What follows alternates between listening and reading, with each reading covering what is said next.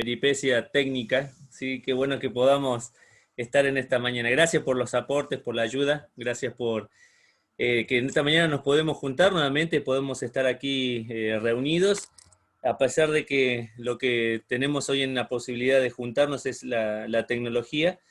Me encanta que podamos estar en la mañana. No sé si ustedes prestan atención cuando vamos apareciendo, sí, en medida que vamos apareciendo, cada uno tiene su cara de dormido, ¿no? A nosotros nos pasó hoy cuando recién empezamos, miramos así la pantalla y nos veíamos y decíamos, esa cara tenemos. Justo en la noche tuvimos fiesta aquí al lado, con música hasta las 3, 4 de la mañana, y resultó, bueno, acá mi esposa dice que a las 5 se volvió a levantar y todavía seguía la música, quiere decir que yo ya había palmado ya. Pero bueno, orábamos por que realmente pudiéramos descansar, que Hanna pudiera descansar, así hoy se levantaba bien, y fue la que no escuchó nada, y la levanté y le digo, ¿escuchaste algo? No, dice, no escuché nada, yo dormí nomás, me dice. Así que lo bueno es que podamos nuevamente comenzar esta mañana con el Señor. Y aquí lo que habla tu Biblia en el libro de Efesios, ¿sí? Efesios capítulo 4.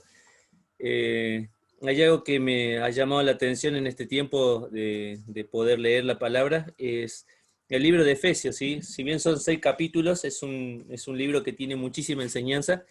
Las primeras 3 capítulos, como uno por ahí puede ver, tiene la parte doctrinal, y la segunda parte del capítulo 4 en adelante tiene la parte práctica, ¿no? Y esto es interesante que nosotros podamos entender que la doctrina se tiene que llevar a la práctica, es para nuestro propio beneficio el poder vivir la palabra de Dios. Y Éfeso no era cualquier ciudad, era la ciudad más importante, ¿sí? De Asia, una de las ciudades más importantes, en la cual Pablo pudo llegar allí en su segundo viaje, y en el tercero pasar 3 años en ese lugar. Fue el lugar donde se expandió el evangelio hacia todo el mundo conocido. Y es interesante en esta de las cartas que escribe Pablo, que es una carta que habla sobre la grandeza de Dios, sobre nuestra posesión como cristianos, nuestra posición delante de Él. También habla de nuestro privilegio como hombres y mujeres que hemos creído en el Evangelio, privilegiados con el estar sentados con el Señor, privilegiados con la venida del Espíritu Santo en nuestra vida, privilegiados porque pertenecemos a un pueblo, privilegiados porque hoy tenemos promesas. César nos hacía ver hoy a Rahab, ¿sí? Y cómo entró en la genealogía del Señor Jesús, entró en el propósito eterno de Dios, y cada uno de nosotros hemos entrado a ese propósito eterno, ¿sí? A esa vida de relación con el Señor. Pero como decía Juan, el que dice que ama a Dios y también no tiene una buena relación con el hermano, ¿cómo mora el amor de Dios en él, ¿no? O cómo puede decir que ama a Dios pero no puede ayudar a una persona. Porque esa es la otra parte de la relación en la vida cristiana, es la parte horizontal en la cual nosotros tenemos que aprender a trabajar. Y capítulo 4, ¿sí? Del libro de Efesios es un capítulo que nos habla de 2 partes, ¿sí? La primera parte, del versículo 1 al 16, podemos hablar de la unidad, ¿sí? La unidad de la iglesia, que no la hacen las personas, sino que la mantienen las personas. La unidad se da por el Espíritu Santo. Pero es interesante, tengo una frase acá que quiero compartirte de un famoso constructor de vehículos, Henry Ford, ¿sí? Que se transformó por ahí después en una potencia mundial. Cuando él recién comenzaba a fundar esta organización pensando en el futuro, dijo esta frase: juntarnos es el comienzo, mantenernos juntos es un progreso, trabajar juntos es el éxito, ¿sí? Y nosotros debemos aprender nuestro comienzo fue con el Señor, entramos al cuerpo de Cristo, entramos a relacionarnos con otras personas que creen en el Señor Jesús. Ahí fue nuestro comienzo, cuando decidimos aceptar por fe la obra de Jesucristo, que Él murió, que Él vino aquí a la tierra, tomó forma de hombre, que estuvo sepultado, pero que resucitó y está a la diestra del Padre. Tuvo un comienzo. Allí comenzamos nosotros, así como esa empresa tuvo sus inicios con los pequeños autos que salían en aquel momento, si uno los mira ahora en el tiempo, dice, wow, yo no me hubiera subido nunca a una cosa como esa, pero fueron los principios. Y fue también nuestro principio, la cruz de Cristo. Pero después dice la frase, tener un progreso de estar juntos, ¿sí? Aquí donde realmente se ve el amor, es como el matrimonio. ¿Sí? Mientras estamos de novio, todo es color de rosa. Lo miro a él, no le encuentro un defecto. La miro a ella, no le encuentro un defecto. Pero nos casamos y comenzamos realmente a manifestar lo que realmente somos. cuando nos levantamos, cuando estamos compartiendo el desayuno, cuando estamos con ellos, y si ahí se manifiesta realmente, es un proceso, un progreso, un proceso, el aprender a amarse realmente, sacando la parte emocional del lado del sentimentalismo, que no quiere decir que no sea malo, sino que justamente es parte, pero no es la parte fundamental, sino nuestras acciones. Y después es trabajar para el éxito juntos. Si papá y mamá no trabajaran juntos con el Señor, sería un fracaso, ¿no? Decía el Señor que los que edifican la casa en vano la edifican si el Señor no está en el medio. Y esa es la clave del éxito, que nosotros aprendamos a relacionarnos con las otras personas que están a nuestro alrededor. Mirá lo que dice, para comenzar vamos a leer del versículo 1 hasta el versículo 6. Yo pues, dice, preso en el Señor, os ruego que andéis como es digno de la vocación con que fuiste llamado, con toda humildad, mansedumbre, soportándonos con paciencia los unos a los otros en amor, solícitos en guardar la unidad del Espíritu en el vínculo de la paz. Un cuerpo y un espíritu, como fuiste también llamados, en una misma esperanza de vuestra vocación, un Señor, una fe, un bautismo, un Dios y Padre de todos, el cual es sobre todos y por todos y en todos. Hasta aquí nomás, ¿sí? Antes de que podamos continuar más adelante. Quiero que prestes atención cómo Pablo comienza escribiendo esta carta. Dice, yo pues, preso en el Señor. Antes de que comencemos a desarrollar el versículo 1, es interesante la frase que utiliza acá Pablo. ¿Sabes por qué? Porque Pablo estaba tomando la prueba que estaba viviendo de parte del Señor como la voluntad de Dios para su vida. ¿Sí? Él no estaba exagerando, él no estaba, como se dice muchas veces, victimizándose de la situación. Él estaba asumiendo que estaba viviendo el propósito de Dios. Y esto es interesante para empezar a entender esto, porque muchas veces cuando nos pasan situaciones difíciles comenzamos a empezar a sobreactuar la situación que estamos viviendo, ¿sí? Entonces comenzamos con frases que tal vez alguna vez escuchaste, vos no sabés lo que estoy pasando yo, vos no entendés lo que yo estoy pasando, no sabés lo que estoy sintiendo, ¿sí? O si no, nos tratamos de victimizar, a mí me pasa siempre, ¿por qué siempre será que me pasa a mí? Pablo asumía el propósito de Dios que tenía para su vida, estar preso y estar escribiendo esta carta. Y quiero que entiendas esto, porque parte de la vida no nos tiene que agarrar a nosotros la sorpresa de la pasar por la prueba. Santiago dice que bienaventurados somos cuando pasemos, no dice por una prueba, dice por diversas pruebas.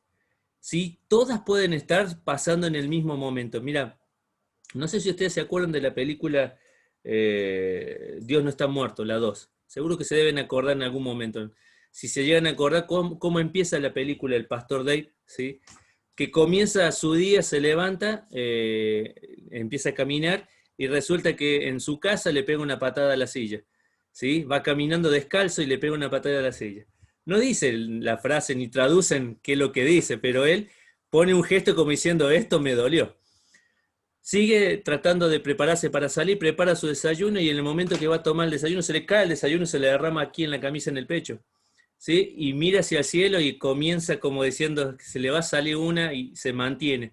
Y continúa más adelante para llegar al lugar, al edificio donde él va, que era el templo, la construcción, y cuando quiere meter la mano en el bolsillo se encuentra que no trajo la llave. ¿Sí? Había llegado hasta la puerta del lugar y no tenía la llave y tenía que volver a su casa. ¿Sí? Y cuando se encuentra con el amigo dice, ¿cómo te fue? Y prefiero que no haber empezado este día, dice. ¿Sí? Pero a veces nos pasan pequeñas cosas y nos van pasando grandes cosas en nuestra vida, que son diversas pruebas que el Señor nos permite pasar para que realmente nosotros, como decía Pedro, no nos tome por sorpresa. Nosotros no tenemos que ponernos a dramatizar o a ponernos en el centro del universo que nos está pasando a nosotros. Tenemos que tomar la conciencia, armarnos del mismo pensamiento. ¿Sabes lo que significa armar? Cuando un soldado se prepara para la guerra. Se comienza a poner los zapatos, se comienza a poner el escudo, se comienza a poner la coraza, se prepara con la espada, se pone el yelmo. Está sabiendo que va a la batalla, se prepara mentalmente.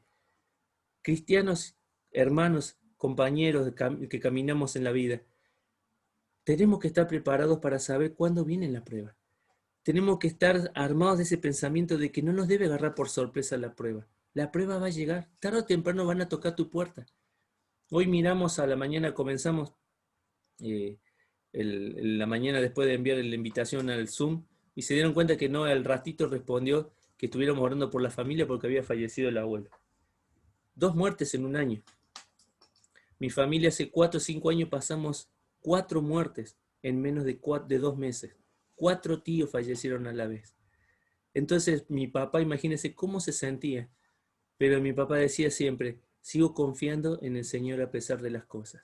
Entonces, ese es el pensamiento que debemos armarnos, porque también pasamos situaciones con nuestros hermanos que están a nuestro alrededor, que caminan con nosotros.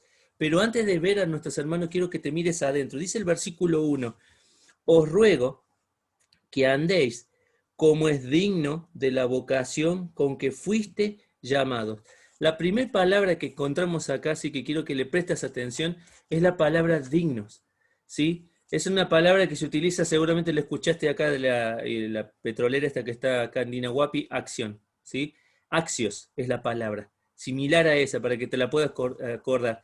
Cuando habla de la palabra digno, dice, os ruego que andéis como es apropiadamente, ¿sí? Apropiado, tu andar apropiado de todos los días. Termina diciendo con la boca de la vocación, ¿sí? Una vez hablábamos esto en un discipulado y el que estaba conmigo me dice, bueno, la galletita. No está hablando de la galletita ahí de la vocación. No está hablando de tampoco de una vocación con respecto a tu profesión. ¿Sabes con lo que está hablando acá? Cuando habla de vocación, está hablando de la función a la cual el Señor te ha llamado. Si sos una persona que tenés que liderar en tu casa, tenés que andar apropiadamente conforme a la función que el Señor te ha dado. Como hombre, respetando tu forma de ser en la casa, tu liderazgo en la casa. Como mujer, respetando el liderazgo de la persona que está a cargo, que es tu esposo. Como hijo, respetando el liderazgo de nuestros padres. O sea, en la función, en el lugar donde el Señor te ha puesto. Ahora, Pablo le está diciendo que nuestra vida tiene que ser apropiada conforme a la vocación, y hay una palabra ahí que dice llamados. Y esa palabra termina diciendo, en el original, traduciéndotela para no nombrarte la palabra, dice convocado para una tarea. Cuando nosotros, ¿vos sabés te acordás lo que significa la palabra santos? La palabra santos son los que son llamados afuera, ¿sí? Dios te llamó, ¿sí? Te llamó a que vinieras, pero no te llamó para que estuvieras quietos con Él. Te llamó para que estés a los pies del Señor, pero te llamó para que tengas una tarea que hacer. Por eso cuando comienza este capítulo 4, Pablo les tiene que decir de manera individual, debemos andar apropiadamente, ¿sí? En función a la tarea que se nos ha encomendado. ¿Cuál es la tarea que tenés que desarrollar? ¿Te has puesto a pensar? Porque no estamos hablando en un contexto en la tarea que tenés que realizar en el mundo, ya sea salir a trabajar, bueno, en este tiempo no podemos salir a trabajar. Estamos hablando de la tarea que Dios puso en tu vida para que vos puedas hacer, no para la gloria tuya, sino para servirle a Él. Dios está pidiendo que como cristianos andemos de una manera ordenada, apropiada a la vocación a la cual fuimos llamados, al trabajo que se espera que nosotros hagamos. Y fíjate que cuando dice la palabra andéis, ¿sí? Es una palabra que la utiliza muchísimas veces la utiliza Pablo. ¿Sí? Es la palabra peripateo, ¿sí? Que significa andar en todas las direcciones. ¿Sí? Pablo está diciendo, hermanos, os ruego, ni siquiera lo está obligando, le estoy diciendo, le estoy pidiendo, después de haber visto las 3 cosas que hemos visto en el capítulo 1, 2 y 3, en nuestra posición, nuestra posesión y nuestro privilegio, nos ruega por eso que ya hemos recibido, que nuestra vida y nuestro andar sea apropiado a la vocación que hemos sido llamados. Si queremos realmente tener éxito en el trabajo, en el servicio como iglesia, si queremos lograr un impacto en la sociedad donde estamos, primero debemos andar apropiadamente. Empieza por casa, empieza por mi vida, empieza porque yo ordene mis prioridades. Decía el devocional de hoy, el principio ese es el Señor y debemos comenzar nuestro día con el Señor. No puede ser el último eslabón de nuestra cadena de trabajo y actividades en el día. Tiene que ser el primero. La creación comenzó por Dios. Nuestra relación debe comenzar por Él y nuestra vida debe estar creciendo en Él. ¿Cuál es la diferencia entre una persona religiosa y una persona espiritual? Primero y principal, el religioso lee la Biblia. Pero ¿cuál es la diferencia con el religioso? Sí, lee la Biblia. ¿Cuál es la diferencia con el espiritual? Que el espiritual estudia la Biblia. Hay una diferencia total. Yo puedo leer la Biblia y la puedo leer como si fuera el diario de los domingos. O puedo tomarme el tiempo de sentarme, ¿sí? A ver versículos, ver contexto, estudiar historia, poder aprender lo que dice la palabra de Dios. Es la diferencia. ¿Cuál es la diferencia entre un religioso, otra diferencia entre un religioso y una persona que realmente es espiritual? Que el religioso cumple, ¿sí? Cumple con las actividades. Ya está, ya me presenté, estuve, me conecté, estuve en la reunión, ahora que no me diga nada en toda la semana. Es el típico pensamiento del religioso, donde solamente hace las cosas por cumplir, ¿sí? Donde solo hace las cosas por actuar, las cosas, ¿sabes lo que habla el religioso? Siempre piensa en lo exterior el religioso. No está pensando en el corazón, que la palabra llegue a su vida para que sea transformado primero y principal su vida, porque es la vida de él la que necesita ser transformada, para poder después, con esa dignidad, andar en el mundo y poder llevar a otros a conocer al Señor. Es el propósito. Pablo empieza por el individuo. Os ruego que andéis como es digno. ¿Cómo estamos andando vos y yo a lo largo de las 24 horas del día, los 7 días de la semana, los 365 días del año? ¿Cómo andamos? Es lo que marca la diferencia. Es lo que hace que vos te transformes en un instrumento para gloria o en un instrumento para deshonra. Dios está dispuesto a utilizarte para la gloria de su nombre, para que vos cumplas el propósito para el cual Él te llamó. Pero depende de que vos te pongas las pilas, de que vos te incentive. El religioso no hace las cosas por obligación, no hace las cosas el espiritual no las hace por cumplir, las hace porque ama a su Señor. Es totalmente la diferencia, es totalmente el resultado. ¿Cuántas veces cuando nosotros nos obligan a hacer algo, hacemos las cosas a regañadientes y así sale? Pero cuán diferente es cuando hacemos las cosas con la motivación correcta para nuestro Señor y para su gloria. Entonces, primer punto, camino en dignidad, honro al Señor con las cosas que hago, aun cuando estoy solo, aun cuando tengo la oportunidad de navegar en internet, aun cuando tengo la oportunidad de agarrar el celular, aun cuando tengo la oportunidad de estar solo en mi casa, honro al Señor en ese lugar, honro al Señor en mi trabajo, honro al Señor con mis vecinos. Te decía ayer, 5 de la mañana, podíamos haber levantado el teléfono y haber llamado a la policía. Y sin embargo levantamos el otro teléfono, el del cielo, para orar que pudiéramos acercarnos a su vida. Y esto no significa que seamos mejores que otras personas. Significa que tenemos que recordar, tanto vos como yo, cuál es el propósito de nuestra vida. Mira, primero mirándose adentro, ahora mirándose afuera. Versículo 2 dice, con toda humildad y mansedumbre, soportándonos con paciencia los unos a los otros. ¡Wow! Si vamos a hablar de unidad, ¿sí? Primero tenés que estar bien vos con el Señor.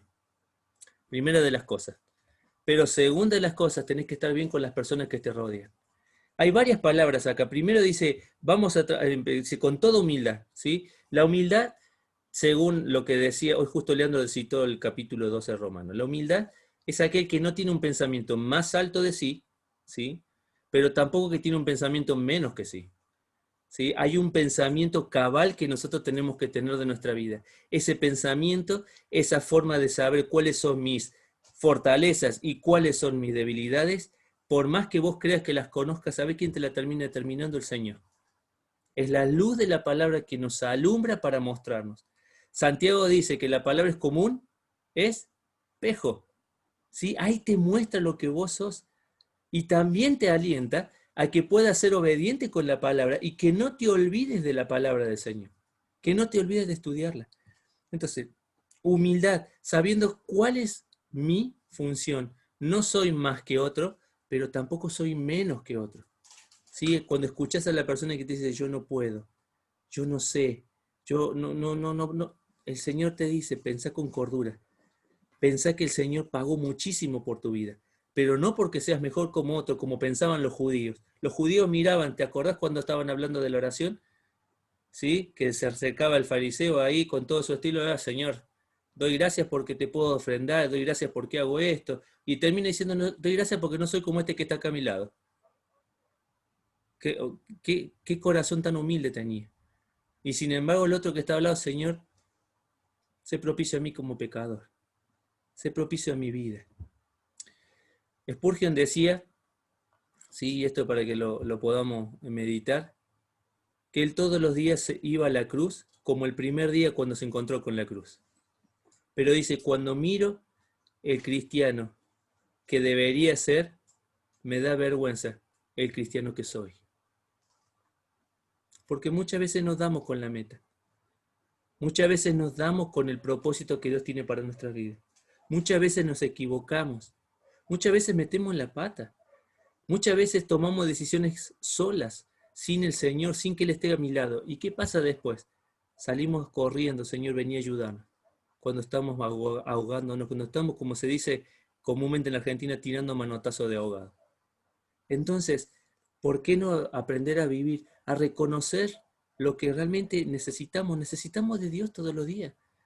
No hay un día que nosotros no cerremos la boca para comer. No hay un día que no debamos alimentar nuestro espíritu con su palabra, con su verdad. Pero eso te mantiene a ser humilde. ¿Para qué? Para que en mansedumbre, en esa posición, perdón, en humildad y en mansedumbre, puedas soportar con paciencia. La segunda palabra y mansedumbre me llamó poderosamente la atención, mansedumbre. ¿Sí? Porque es una palabra que dice en el original protes, o proutes. No sé cómo se nombraría bien en griego. Te lo digo como está escrito. Pero sabe que tiene que ver con una función de amabilidad, de suavidad, de control. La palabra está tomada, ¿sí?, de aquellas personas que se dedican a domar o a domesticar los caballos salvajes. ¿Cómo son los caballos salvajes? ¿Viste las películas, no? ¿Te acordás calculo que alguno ha visto alguna, ¿viste? Siempre hay un guapo, un vaquero, que se quiere subir ahí arriba y decir, yo lo voy a domar 2 vueltas y ¡pah!, al piso. ¿Sí? Y después viene otro, y después viene otro, hasta que viene uno que tiene la técnica y con la técnica llega a poder hacer que ese caballo salvaje se transforme en un caballo dócil. Entonces después vos te subís arriba, te vas, paseás, como pasa acá en la mayoría de las cabalgatas. ¿Sí? Caballos dóciles que vos podés subir y te llevan a donde vos querés, hacen lo que vos querés. ¿Sí? Con la docilidad. Esa es la palabra que se utiliza acá. Es la que el Señor no te dice que sos un animal, pero te está ayudando a que seas dócil, a que dejes de luchar con Él, a que dejes de luchar con los que están a tu alrededor, tus hermanos, quienes están con vos caminando, que pertenecen al cuerpo de Cristo, no son tus enemigos. Siempre cuando alguien se acerca con una palabra de aliento, de exhortación, de buscar al Señor, no tenemos que tomar la iniciativa de cerrarnos, endurecernos y enojarnos. Santiago decía, en la ira del hombre no obra la voluntad del Señor. Ese es un paso de madurez. Poder controlar nuestros instintos, nuestra forma de ser, nuestro carácter. Pero yo soy como soy, vos me tenés que aceptar así. No, hermano, así Dios no te permitió que seas. Te salvó para que no sigas siendo de esa manera, para que vos cambies tu carácter. Porque vos, como yo, pertenecemos a un cuerpo. Y el Señor justamente está diciendo que va a venir a buscar a su iglesia, ¿sí?, para presentársela sin mancha, sin arruga, habiendo quitado el pecado, pero nosotros viviendo en santidad. La mayor victoria que tiene la iglesia como cuerpo de Cristo es que seamos victoriosos, que seamos santos, que aprendamos a vivir a la altura del nombre que el Señor nos ha puesto. 1 Juan 3:1 decía, mirad cuál amor nos ha dado el Padre para que seamos llamados hijos de Dios. ¿Sí? Ya no sos, como en el caso mío, hijo de Eliseo y dijo hijo de Doña Mari. Así se llamaba mi papá, Eliseo y Doña Mari. Soy parte de ellos, pero soy un hijo de Dios. Hay algo superior. Y dice acá, en humildad, con mansedumbre, soportamos con paciencia. Y la palabra soportar es una palabra que tiende a ser una persona que tiene paciencia para atender. ¿Sí? ¿Viste cuando a veces estamos en casa Los que tenemos chicos, ¿no? Por ahí no sé si los más grandes lo hacen, ¿sí? No creo que los más grandes tengan la papá, papá, papá, papá, papá, papá, hasta que te prestan así. O mamá, mamá, mamá. Los más chiquitos sí son así, ¿no? Sí, se ponen al lado y cuando me dicen, papá, papá, sí, papá, papá, pará, papá, pará. O sea, sí, reaccionamos así, esa llamada. Bueno, no está hablando de la reacción de mi hija o de la hija. ¿Sabe de quién está hablando? De la reacción mía. ¿Sí? Cuando dice soportándonos con paciencia, tener la capacidad de atender con docilidad, ¿sí? A la persona que está al lado. Entonces, pensando en los unos a los otros, en amor, en humildad, con mansedumbre, ¿sí? Soportándonos con paciencia los unos a los otros. ¿Sabes cuántos mandatos hay de los unos a los otros en la Biblia? Hay 12. 12 son 12 mandatos, es decir, 12 mandatos. No, no son los mandamientos, ¿no? Estamos hablando de mandatos en el Nuevo Testamento que hablan de nuestra relación los unos a los otros. La palabra alelí, sí, alelí, algo así, debería buscarlo para poder decírselo. Alelón, ahí está, ahí me salió, alelón. Es la palabra de reciprocidad, ¿sí? En el cuerpo debemos ser recíprocos, nuestro amor, nuestra compañía, nuestro cariño, nuestra comprensión, nuestra exhortación, pero nuestro cuidado. 6 cosas para no hacer. Yo te las voy a nombrar. La primera de las cosas, no murmurar. ¿Sabemos lo que es no murmurar? ¿Queremos ver un ejemplo grande de murmuración? Vamos al Antiguo Testamento. María hablando mal de Moisés como líder. ¿Qué pasó? ¿Te acordás? Venían saliendo, ¿no? ¿Qué pasó con la murmuración? María dice que tuvo lepra y que el ejército o el campamento no pudo seguirse avanzando. ¿Hasta cuándo? ¿Hasta cuándo? Dice. Hasta que María fue sanada. ¿Te das cuenta que las palabras que salen de nuestra boca tienen que ser sazonadas con sal, decía Pablo? No murmurar, no quejarse. Ah, sí, algunos veo la cara ahí y dicen, no quejarnos. No quejarnos de la otra persona. No quejarnos de las cosas de las maneras que se hacen. No siempre las cosas... Hay algo que hemos aprendido en este tiempo de pandemia con las actividades que hay que mandarlas por internet. Es que no siempre a todos les cae bien la actividad que estás mandando ahora que es por internet. Porque algunos te la piden por PDF, porque algunos quieren el video, porque algunos quieren la foto, porque algunos quieren la fotocopia, porque algunos quieren, siempre no llegas a... ¿Sabes qué decía un escritor? Comunión con todos, intimidad con algunos. Comunión con todos, intimidad con algunos. La comunión tiene que estar por encima de sobre todas las cosas. El hecho de valorarnos como hermanos. Te nombro otro más, no mentirnos el unos a los otros. No irritarnos los unos a los otros. Qué cosa que más dañina los chistes de doble ánimo, las cargadas, las cosas que por ahí fuera de lugar. Cuidado con los chistes que nos hacemos. Siempre nos reímos. Yo soy uno de los que más hace chistes. Y después que termino haciendo chistes, termino pensando si lo dije bien o no lo dije mal. Y tengo a mi ayuda idónea que me dice, lo dijiste mal. ¿Sí? Pero es eso, ser cuidadoso, no irritarnos, no envidiándonos. Ah, porque vos tenés esto y yo no tengo. No, hermano, somos los mismos hijos de Dios. Quien da la bendición, no nos equivoquemos, es el Padre de los cielos. Santiago dice, de Él viene la bendición. De Él viene lo que tenés vos, lo que tengo yo, lo que tiene tu hermano. Y no tenemos por qué estar envidiando lo que el otro tiene. Al contrario, agradecido porque Dios está también obrando y proveyendo para aquel que es tu hermano. No juzgarnos. Ya hemos hablado muchas veces de estas cosas, ¿no? La sentencia por el otro de creer que yo soy mejor y aquel es peor. No, seguimos siendo los dos iguales. Positivas, animarnos. Wow, ¿cuánto necesitamos en este tiempo? Ánimo. Edificarnos, considerarnos, servirnos, perdonarnos. Perdonarnos. Quien te habla va a ser la persona que más se va a equivocar con vos. Pero de la manera, decía, que Cristo nos perdonó, así tenemos que hacer nosotros con nosotros. Perdonarnos. Y perdonar, quiero hacerte un énfasis en este lugar. ¿Sí? Perdonarnos no significa traer a la memoria nuevamente lo que ya pasó. Tengo una diferencia. Mira, estoy mirando a algunos que tengo acá en el frente, a veces los puedo cruzar, a veces no. Tengo una diferencia con Cristian, por ejemplo, que soy el primero que te estoy viendo acá en la lista. Tengo una diferencia con Cristian, ¿sí? La hablamos, la solucionamos, ya está. Hubo perdón de parte de uno, dio perdón, se solucionó en ese momento, ya está. No lo puedo traer a la memoria. No puede pasar un año y seguir teniendo el mismo rencor o la misma bronca que ya se habló, que ya se solucionó, que ya se expuso delante de Dios y que fue perdonada. Dios dice que toma nuestros pecados y los tira donde, al fondo del mar.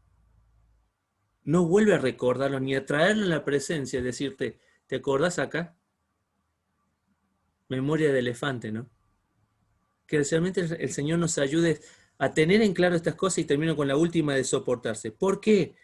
Porque dice el versículo 3, una mirada al versículo 1 hacia adentro, versículo 2, una mirada hacia el otro, pero ahora versículo 3, una mirada del cielo. Solícitos en guardar la unidad del Espíritu en el vínculo de la paz. ¿Sabes lo que nos está diciendo acá la palabra solícito? Que quiero hacer hincapié en esa paz, en esa palabra, espaudazo. Wow, espero que se acuerden de esas palabras, ¿sí? Pero significa haciendo el mayor esfuerzo.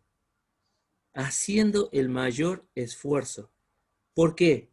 Por cuidar el vínculo, por cuidar la unión de la iglesia. Haciendo el mayor esfuerzo. ¿Qué significa hacer el mayor esfuerzo? Entregando más, haciendo más por las personas que están a nuestro alrededor, buscando que si sé que hay algo que lo va a molestar, no lo hago. Si sé que hay algo que va a defraudarlo, no lo tengo que hacer. Si sé que se lo estoy haciendo por ese hermano, alguna ayuda, lo que sea que haga, pensando siempre en edificar la vida, en ayudar y en bendecir. El mayor esfuerzo, ¿por qué dice? Porque la unión ya no está dada por nosotros, está dada por el Espíritu. Y vos y yo somos cuidadores de eso. Mira, qué sabio que es Pablo al escribir, que dice, en vez de hacer énfasis en las cosas que nos dividen, tenemos que poner la vista y los ojos en las cosas que nos unen. Versículo 4, mira lo que dice.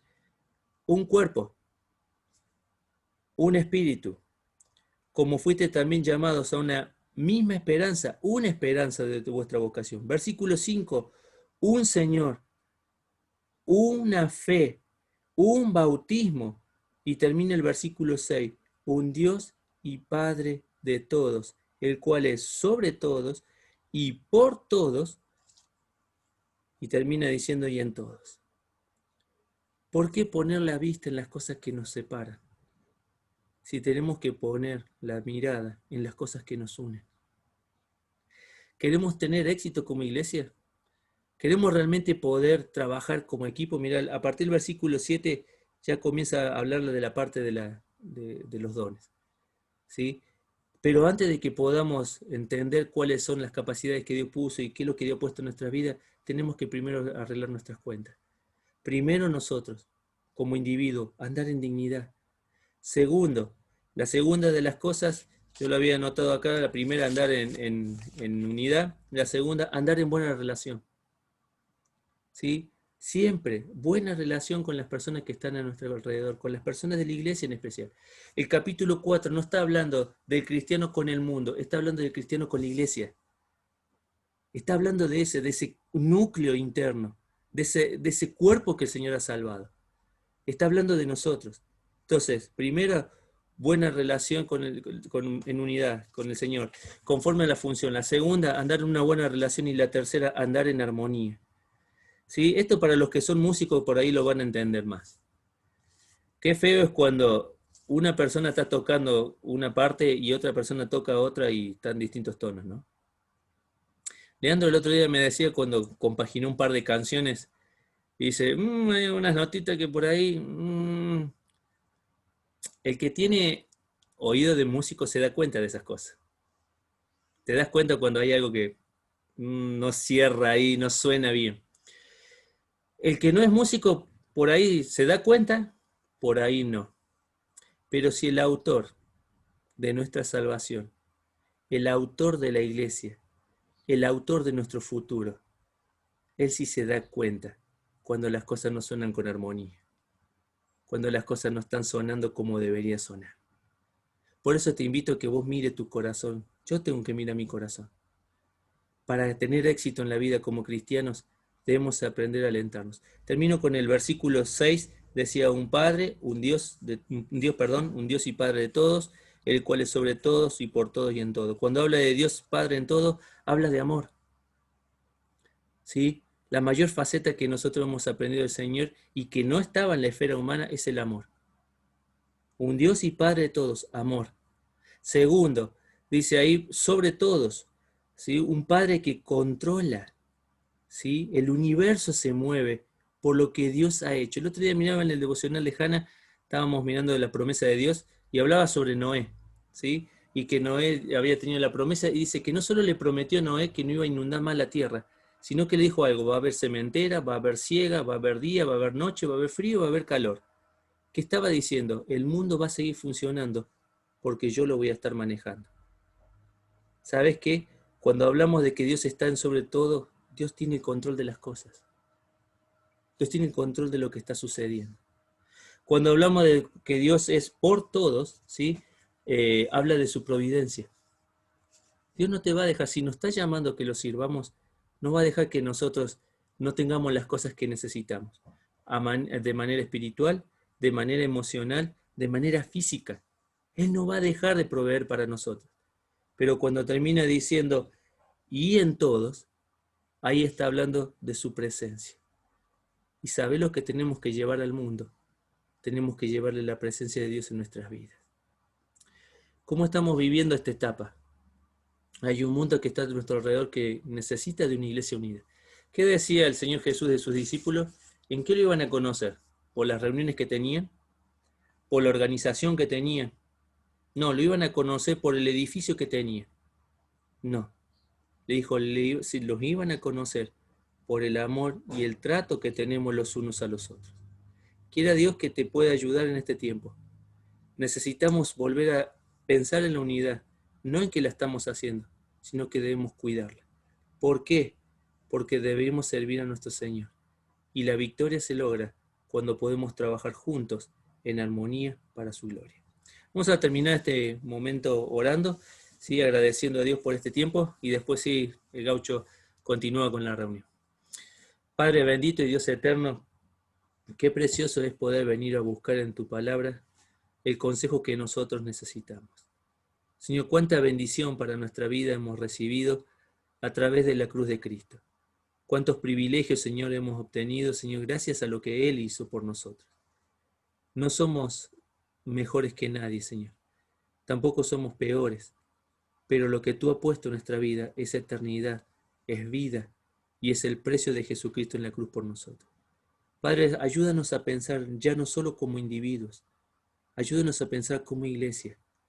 Tenemos un propósito, un objetivo, aprender a descubrir nuestros dones, talentos para servirte a ti, para ponerlos a tus pies, Señor, para que tú puedas obrar en esta iglesia y puedas traer a otras personas, porque de eso se trata.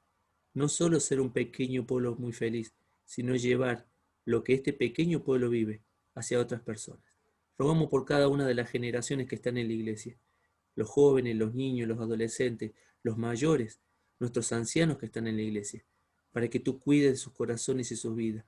Rogamos por la siguiente generación, Señor, para que esto que comenzó en este lugar hace tiempo atrás pueda perdurar en el tiempo y no verse como Éfeso, Señor, una iglesia que se fue apagando porque dejó su relación con el Señor.